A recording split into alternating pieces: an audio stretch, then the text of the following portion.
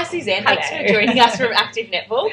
Can you tell us a little bit about what your academy provides for netball? Yeah, sure. So Active Netball is all about netball. So we are netball. Everything that you want to do with netball is kind of like a one-stop shop, whether you want to come and train to improve your skills, or whether you want to play in a league, whether you want to play competitively or socially, whether you're 5 years old or whether you're 55 years old, it doesn't matter. We've got a league for you. We run in Dubai at King's School Al Barsha. We've got a wonderful facility there with about 7 courts playing, and our coaching sessions run across Dubai in various different schools. We do an outreach coaching program as well, so we coach girls in schools, so we support the PE staff with our expertise and coaches going through. We've got an elite player program, so that's for the girls who really have decided netball is the sport for them and they want to take it a bit further. And the elite player program it's really a long-term athlete development program. So it's learning to be an athlete, learning about nutrition, learning about fitness, learning how to look after yourself and to move correctly. So we do lots of corrective work within those sessions. We work collaboratively with Netball Australia and with Netball Europe. Now, Netball Australia are not quite the world champions anymore. That was New Zealand at the World Cup last year. Just by one goal. But just by one goal. I'm glad that you knew that. But they are world leaders when it comes to education. So we've partnered with Netball Australia in education, and we offer their coaching programs. So foundation through to development through to intermediate coaching sessions, which is fantastic because it means that all the people have access, whether you're your club, whether you're a teacher in a school, and whether you're just interested because you want to know a little bit more about netball, you can access the coaching qualification and become an accredited coach, which is great. On the flip side of that, in our education program, which is up there, the educational program is not only the coaching but also the officiating. So for that, we have partnered with Netball Europe, so that's England Netball, Ireland, Scotland, Wales, and a few other countries, and they support us with our umpire development program. So that means if you want to come out and blow a whistle and officiate a game, you can do. So again, we've got various levels. We've got the foundation, the development and the advanced level. So it gets a little bit hard as you go along, the expectation of managing a game, and you know what it's like in sport. Sometimes there's a bit of game management that has to come in to make sure that players are playing to the rules and also playing in the spirit of the game. So that's what our umpire program is about. And like leagues that I said, we've got over about 120 teams playing in the leagues every week. So from little ones through to the older girls. Social netball is really for people coming back to netball. So we do a bit of coaching and training with some coaches on a Sunday evening.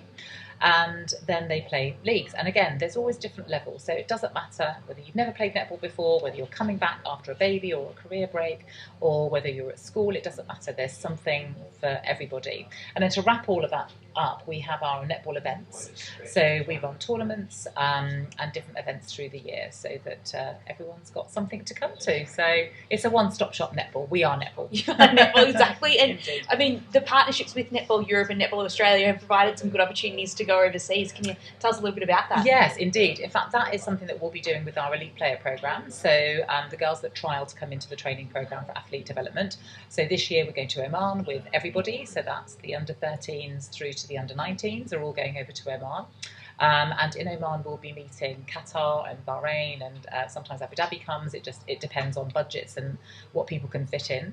And then we'll be going to the UK on the UK tour, and then future plans a little bit further down the road is we're off to Australia for an Australian tournament, which is amazing. And you know that's where you want to be, don't you? It's all well and good going to local tournaments and local events, but it's really nice for these girls that have chosen netball as their sport to be able to spread their wings and really put themselves up against everything else and everybody else in like a netball playing nation. And we work really collaboratively with the government. So at the moment we're trying to create a UAE Netball Association or Federation to govern the sport. And that's working really well. We've already been out as invitational teams, so we've taken our girls through the elite player program to represent the UAE in Dublin and the Isle of Man. We had an open squad, so some of the teachers and coaches around Dubai have also represented the UAE. And it's a great collaboration. We hope it continues. We're waiting for the pathway to be created. The main aim really is to get more people playing netball. So particularly Emirati girls that don't access a lot of sport, and that's one of our remits and one of our missions to get more girls playing. So we're really pleased to have supported this initiative, and over the last 2 years we have opened up some netball into the Ministry of Education schools. I'm delighted to say they now have netball on their curriculum, so all is looking well. In 2019, I think we hit target figures of about 6,000 girls who had accessed the sport of netball. So Active Netball is really happy to support that initiative. It's a volunteer thing. We're hoping that it leads to bigger and better things, because then our player pathway will lead into a national pathway, which is what it's all about, really. Yeah. So, It is such a popular sport. It really is. What do you think is the draw card that just keeps bringing people back to netball? I think it's twofold, really. I think it's the fact that you can play it no matter how good you are or bad. It doesn't matter what your skill level is, you can still enjoy it. And there's nothing more fun and more... nothing else that makes me happier to go down to social netball, to see ladies that are literally coming back to the sport and laughing and really enjoying it. And I think it's that camaraderie, and it's women in sport, girls together, it's the girls' night out.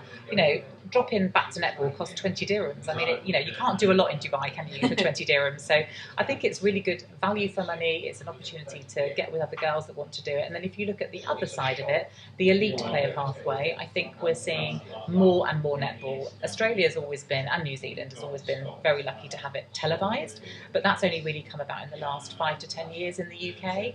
But that's making a huge impact. So we've got lots of players from the UK that have gone over to Australia, and in turn, from other countries as well, whether that's Jamaica or Malaysia, and that's increasing and improving the amount of netball that's being played and the level that it's being played. So now when you go to watch a game, these are athletes, these are real athletes to watch, so it's really something to see, and I think it's really amazing for our young girls playing in the elite player pathway to be able to access these kind of girls and have something to aspire to. You want female role models, that's what you want to do. And they in turn are being female role models for the Emirati girls that are just on their starting ladder. So there's something for everybody. What's not to like? I mean, they say, don't they, that netball was a bit confusing and it was a bit too fast and people didn't know the rules.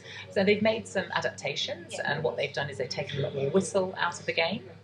And the other things that they've done is they've created some derivatives of the game, like high five netball. We include these things in our leagues as well, so we might play high five. We do a lovely mixed netball event. We do a fantastic netball tournament at Christmas, the tinsel tourney, which is very, very well received, and we get loads of guys getting involved in the game. It's just lots of fun. What is there not to like? Exactly. I mean, it's obviously such a busy time period for you, but are there any particular events to, I guess, take note of for the next couple of months? Well, we've got some courses running, so if you want to be an umpire, then get yourself down to one of our courses. Everything's on our website, and that's an important sort of course that runs all the way through, and you can't do anything unless you've got officiators to do anything with. So for us, it's the continuation of the leagues. We'll be starting our summer league straight after the Easter break. Our Netball Tots programme is in full running. That's a collaboration with Netball Wales, so a really beautiful programme of physical literacy that we've brought in. Loads of fun. Just getting as many people involved in it as possible. It's fundamental skills and learning just to run about and catch the ball and stop on command and do lots of different adventures. So it's just busy. It's a busy term, school netball. This weekend we're supporting the BSN Games, which we're very happy to do with some of our learner umpires. So they'll be going through some of their assessment process, and it will be lovely to be able to support the event in that respect. It's great to see so much netball happening, and actually people want to come to Dubai or the UAE, particularly Dubai, I think, to play netball. So we've got more schools coming in. We're currently taking bookings for the big event that we do in October. It's an international desert youth championships, and we've got teams coming in from the UK for that. So yeah, it's busy. We do get a bit of time off in the summer when it's very hot. Yeah, no, that's fair enough. It's well-deserved time off. Yeah. Do you play netball? Yeah, I do. Used to a lot. Fantastic. So you know all about it, and you know why it's fantastic. Yeah, exactly. No, I've always enjoyed playing it. One of those things that I guess, like a lot of school kids, just started at school and kept playing, and now in social, because it's, with work and stuff. Trying to fit it in. I think that's the thing as well, isn't it? And with our social league, the leagues are a little bit shorter, so you don't have to commit for such a long time, and that kind of thing. But it's a really good sport and lots of fun. But yeah, it's a busy time of year for us. I'm not going to lie. Fantastic. Well, all the best with everything that you're organising this year, and appreciate you coming by to talk to golf youth sport. Thank you very much indeed.